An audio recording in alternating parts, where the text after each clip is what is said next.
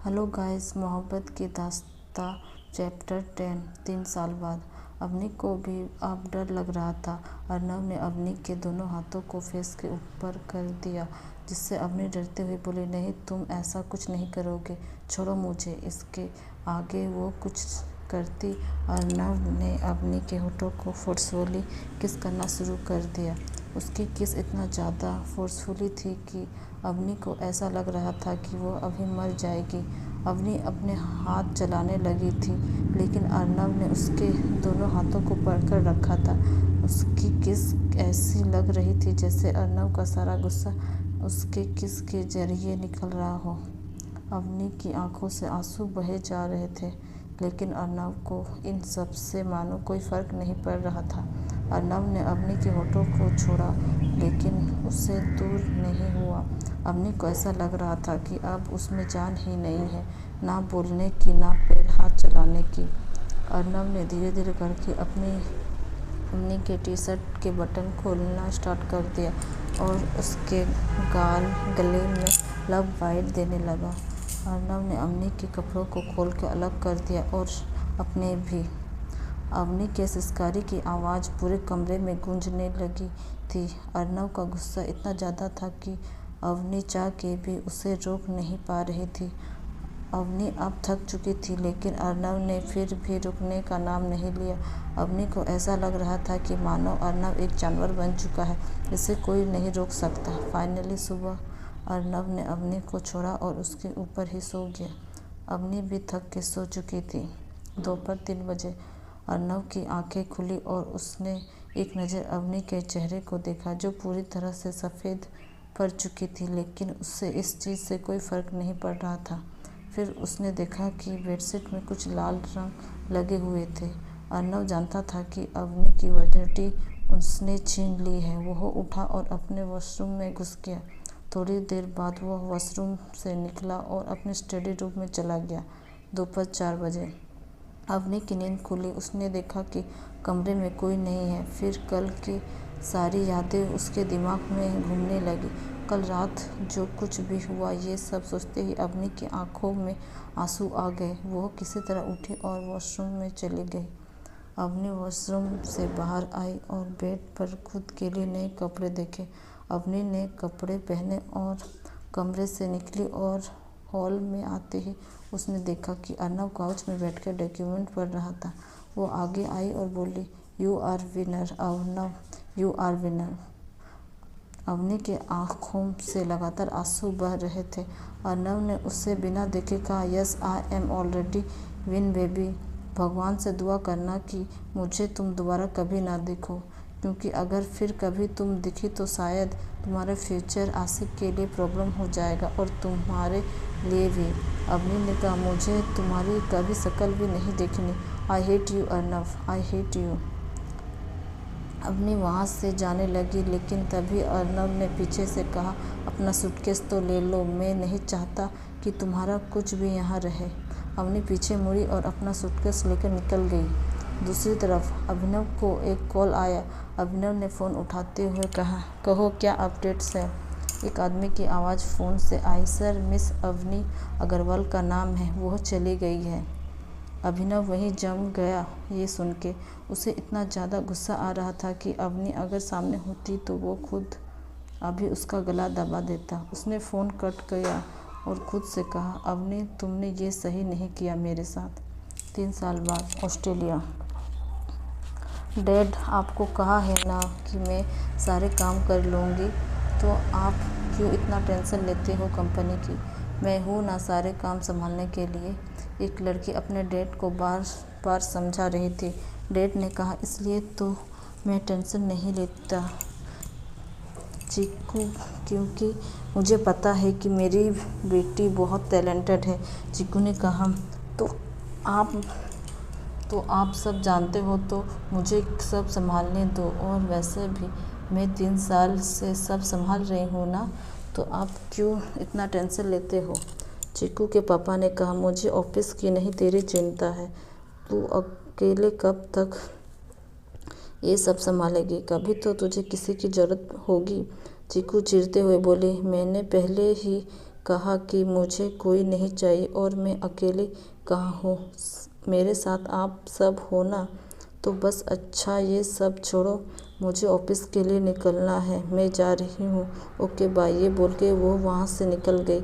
Office में चीकू अपना काम कर रही थी कि तभी उसका केबिन का डोर किसी ने खटखटाया। चीकू ने कहा, कमिंग। एक आदमी अंदर आया और बोला, अवनी मैम, आपकी मीटिंग है 15 मिनट बाद। अवनी ने कहा, ओके, मैं मीटिंग रूम में आ जाऊंगी। और वह बिरला वाले प्रोजेक्ट का क्या हुआ? उस आदमी ने कहा, मैं वो प्रोजेक्ट के लिए आपके डैड ने कहा है कि वो खुद उस प्रोजेक्ट को हैंडल करेंगे। अवनी ने कहा, ओके, तुम जा सकते हो। फिर वह थोड़ी देर बैठी और अपने फ़ोन चलाने लगी। तभी उसके फ़ोन में एक नाम फ्लैश होने लगा। उसने कॉल उठाया और बोली डैड, अब क्या काम है? प्रकाश जी ने कहा, बेटा, एक प्रोजेक्ट है लेकिन वो इंडिया में है, सबसे बड़े कंपनी की प्रोजेक्ट है। अवनी ने कहा, डैड, तो प्रॉब्लम क्या है? प्रकाश जी ने कहा, प्रॉब्लम यह है कि मैं इस बार इंडिया जाके इस प्रोजेक्ट को नहीं संभाल सकता, क्योंकि मैं बिरला वाले प्रोजेक्ट को संभाल रहा हूँ और ये इंडिया का प्रोजेक्ट है। इसे मैं किसी को भी नहीं दे सकता। इससे हमारे लॉस और प्रॉफिट दोनों जुड़े हैं। इंडिया का नाम सुनकर अवनी जैसे काँप गई। उसने सीधे ही कहा, डैड, मैं वो प्रोजेक्ट नहीं संभाल सकती, मुझे यहाँ बहुत सारे काम देखने पड़ते हैं। प्रकाश जी ने कहा, बेटा, ऐसा क्या है जो तू इंडिया नहीं जाना चाहती? कुछ हुआ है तो बोल। मैं इस 3 साल में तेरे मुंह से एक बार भी मैंने इंडिया का नाम नहीं सुना। हर प्रोजेक्ट में तू मुझे भेज देती है या किसी वर्कर को। अवनी ने बात को ख़त्म करने की कोशिश करते हुए बोली, डैड, मुझे इन सब के बारे में नहीं बात करनी है। ये प्रोजेक्ट नहीं संभाल रही हूँ। प्रकाश जी गुस्से से बोले, ठीक है, अगर तू ये इंडिया वाले प्रोजेक्ट को नहीं संभालेगी तो तुझे कल से ऑफिस आने की ज़रूरत नहीं, मैं अकेले ही मैनेज कर लूँगा। ये बोलकर प्रकाश जी ने फ़ोन कट कर दिया। अवनी को जैसे कुछ समझ ही नहीं आ रहा था कि वह क्या जवाब दे प्रकाश जी को। असल में प्रकाश जी को कुछ भी नहीं पता था कि इंडिया में अवनी के साथ क्या हुआ था। वो हमेशा अपना पास्ट को लेकर डरती थी, कभी उससे उन लोगों को फेस ना करना पड़ जाए जिससे वह कोसों दूर रहना चाहती है। उसे आज भी वो रात याद थी, लेकिन वह कभी किसी के सामने जाहिर नहीं होने देती थी। अवनी सच में डूबी थी और कैसे वो इंडिया जाने से खुद को बचाएगी, लेकिन यह तो इस बार उसके डैड हाथ धो के उसके पीछे पड़ चुके थे। वो सोच रही थी कि तभी किसी ने डोर लॉक किया।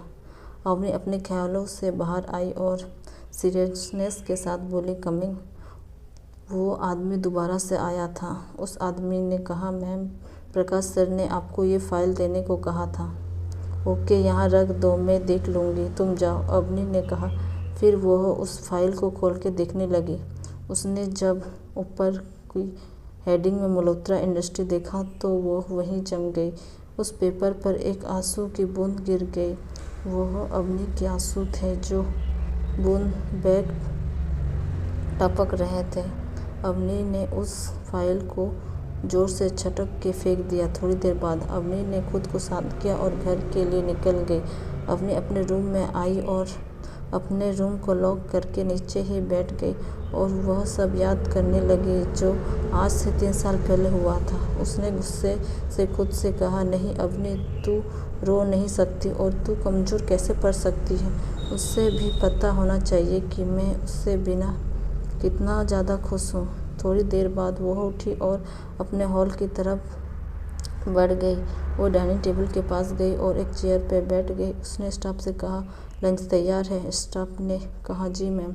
अवनी ने कहा, ओके, प्लेट लगा दो। थोड़ी देर बाद ही सब डाइनिंग एरिया में पहुंच गए। अवनी की मॉम का नाम रूही अग्रवाल था वो और अवनी के छोटे भाई का नाम रोहन था। सब अपनी सीट पर बैठे और लंच करने लगे। प्रकाश जी ने अवनी से पूछा, क्या तुम इस प्रोजेक्ट के लिए तैयार हो या नहीं? अवनी खाना खाते हुए बोली, हाँ, मैं ये प्रोजेक्ट के लिए तैयार हूँ। अब बता दे कब जाना है? प्रकाश जी खुश होते हुए बोले, मुझे पता था मेरी चीकू कभी मुझे निराश नहीं करेगी। ये डील के लिए मैं सिर्फ तुम पे भरोसा कर सकता हूँ। अवनी ने हामी में जवाब दिया और फिर वो उठ के अपने कमरे में चले गई। उन सबको ये देख के बिल्कुल भी हैरानी नहीं हुई, क्योंकि 3 साल से अवनी ऐसे ही थी। वो ज़्यादा ना किसी से बात करती थी और ना ही वो ज़्यादा किसी से घुलती मिलती थी। ज़्यादा से ज़्यादा टाइम वो अपने रूम या अपने ऑफिस में ही बिताती थी। रूही जी ने प्रकाश जी से कहा, पता नहीं ये कॉलेज में रह के इतना कैसे बदल गई, और पता नहीं उस अभिनव ने मेरी बेटी के साथ ऐसा क्या कर दिया जो मेरी बेटी इन 3 सालों में कभी हंसते हुए नहीं देखी। हमें तो ये भी पता नहीं कि इसका जिम्मेदारी अभिनव है या कोई और। वही दूसरी तरफ इंडिया में मल्होत्रा इंडस्ट्रीज और भी ज़्यादा डेवलप्ड हो चुकी थी। मल्होत्रा इंडस्ट्री ने इन 3 सालों में अपना नाम और ज़्यादा बना लिया था। इंडिया के बाहर भी मल्होत्रा इंडियाज़ टॉप 1 पर था। इन 3 सालों में अर्नव कभी अपने घर नहीं गया। वो हमेशा अपने मेंशन और अपने ऑफिस तक ही रहा था। लेकिन अगर कोई चीज़ थी जो अवनी और अर्नव नहीं भूल पाए थे, वो वही थी उस रात की बातें। अर्नव अपने कैबिन में काम कर रहा था कि तभी उसके पास उसका मैनेजर आया और बोला, बॉस, ऑस्ट्रेलिया के पीए ग्रुप इंडस्ट्री से जो मीटिंग थी वो सक्सेसफुल रही। इस प्रोजेक्ट पे वो काम करने के लिए तैयार है। लेकिन बॉस, एक प्रॉब्लम है। पीए ग्रुप के जो ओनर है वो इस बार खुद ये प्रोजेक्ट नहीं संभाल पाएंगे, लेकिन वो अपनी बेटी को भेज रहे हैं। वो ये प्रोजेक्ट संभालेगी। अर्नव सीरियस एक्सप्रेशन के साथ बोला, ओके, तो वो कब आने वाली है? अर्नव के मैनेजर ने कहा, कल बॉस, वो आएगी। अर्नव ने कहा, ठीक है, उन्हें एयरपोर्ट से लेने चले जाना, क्योंकि प्रकाश अंकल ने अगर कुछ कहा है तो उन्होंने मुझे जिम्मेदारी दी है कि उनकी बेटी का ध्यान रखूं, इसलिए उन्हें कोई तकलीफ नहीं होनी चाहिए। अर्नव को पता नहीं था कि प्रकाश अग्रवाल की बेटी कौन है, क्योंकि हमेशा से प्रकाश जी ही कंपनी को संभालते आए हैं। 3 साल से अवनी के कंपनी चलाने के बावजूद भी प्रकाश जी ही इंडिया की मीटिंग्स संभालते थे। इसलिए अर्नव की कभी भी प्रकाश जी की फैमिली से बात नहीं हुई। लेकिन क्या होगा जब पता चलेगा कि प्रकाश जी की बेटी और कोई नहीं अवनी है। दूसरी तरफ अवनी अपनी सूटकेस पैक कर रही थी, लेकिन उसका ध्यान तो कहीं और ही था। वो यह सोच सोच के पागल हो रही थी कि वो उन सब से डील कैसे करेगी, और कहीं उसके डैड को सब पता ना चल जाए कि उसके साथ इंडिया में क्या हुआ था। अवनी अपना सूटकेस पैक करके डाइनिंग एरिया में आ गई। वो डिनर के लिए डाइनिंग टेबल की सीट पर बैठ गई। वो सब बैठे बस अवनी का ही इंतज़ार कर रहे थे। सब डिनर कर रहे थे। तभी प्रकाश जी ने अवनी से कहा, चीकू, वहाँ अच्छे से काम करना, क्योंकि उनसे हमारा बहुत अच्छा रिलेशन है। वैसे तुम्हें पता है तुम दूसरी वह इंसान हो जो वहाँ काम करने जा रही है, नहीं तो हमेशा मैं ही खुद उनका प्रोजेक्ट संभालता था। अवनी ये सुन के उनको बहुत पहले से रिलेशन है मल्होत्रा से।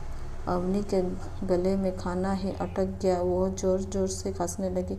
प्रकाश जी ने जब पानी दिया तभी फाइनली उसकी खांसी रुकी। अवनी जल्दी से अपना खाना फिनिश करके अपने रूम में चली गई। वह रूम से आंखें फूट फूट कर रोने लगी। अवनी ने खुद से कहा, क्यों आऊँ किया तुमने मेरे साथ ऐसा? मैं तो गलती भी नहीं दे सकती तुमको, लेकिन तुम्हें माफ़ भी नहीं कर सकती मैं। कुछ देर रोने के बाद वह उठी और वॉशरूम में चली गई। सभी शाम के 4 बजे। अरे उठो, कितना सोएगी? आज तेरी 5 बजे की फ़्लाइट है और तू अभी तक सो रही है। प्लीज़ ना मम्मा, थोड़ा सा सोने दो ना। रूही जी बोली, नहीं, उठो तू। रूही जी ने एक ड्रम से ब्लैंकेट को खींच लिया, जिससे अवनी एक ड्रम से उठ के बैठ गई और चिल्लाते हुए बोली, मम्मा क्या है, सोने देती ना। रूही जी आगे बोली, चलो जल्दी से तैयार हो जाओ, नहीं तो इस बार पानी डाल दूंगी तेरे ऊपर। अवनी ने कहा, अच्छा जी, अच्छा, जा रही हूँ मैं। अवनी ने सोचा था कि वह जल्दी नहीं उठेगी जिससे फ्लाइट मिस हो जाए तो उसे इंडिया नहीं जाना होगा, लेकिन उसकी मॉम तो सोच के आई थी कि उसे इंडिया भेज के रहेगी। अवनी उठ के वॉशरूम में गई और थोड़ी देर बाद वह तैयार होकर कमरे से निकली।